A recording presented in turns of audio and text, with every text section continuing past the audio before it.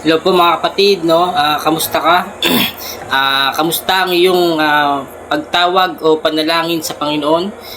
Minsan ba naramdaman mo na parang ang layo-layo mo sa Panginoon kahit na ikaw ay nananalangin ng taimtim? At parang feeling mo wala ang Diyos sa tabi mo? Meron akong gustong i-share sa iyo kapatid. Sabi po sa Isaiah chapter 59 verse 2, ang masasama ninyong gawa ang dahilan ng pagkawalay ninyo sa Diyos. Nagkasala kayo kaya hindi ninyo siya makita at hindi niya kayo marinig, no? Kapatid, ito yung dahilan kung bakit parang ang layo-layo ng Diyos sa'yo. Na parang feeling mo hindi siya nakikinig sa'yo, parang feeling mo wala ang Diyos sa buhay mo. Kaya minsan may time na maraming sumusuko na mananampalataya or mga tao na parang feeling nila wala ang Diyos sa buhay nila, kapatid.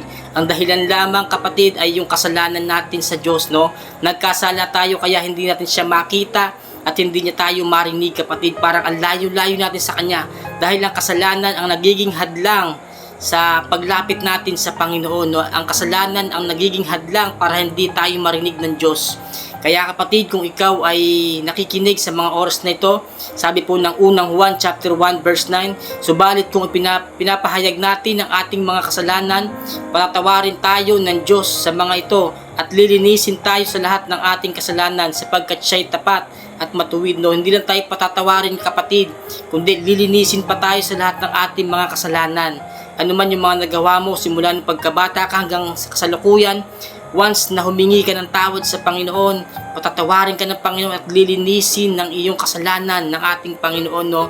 Napakabuti ng ating Panginoon, siya'y mapagpatawad. Hindi katulad natin na kahit na pag may nakasakit sa atin, ang hirap tayo magpatawad, pero ang Diyos ay patatawarin niya tayo kahit ano pa yung kasalanan mo, kapatid, no?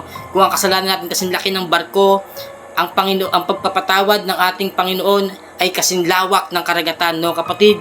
Sa mga oras nito, humingi tayo ng tawad sa Panginoon at patatawarin na tayo. Ayun lamang, kapatid, no? God bless. Mag-ingat po tayo lagi at palagi tayong manalangin at magtiwala sa ating Panginoon, no? God bless to all, guys.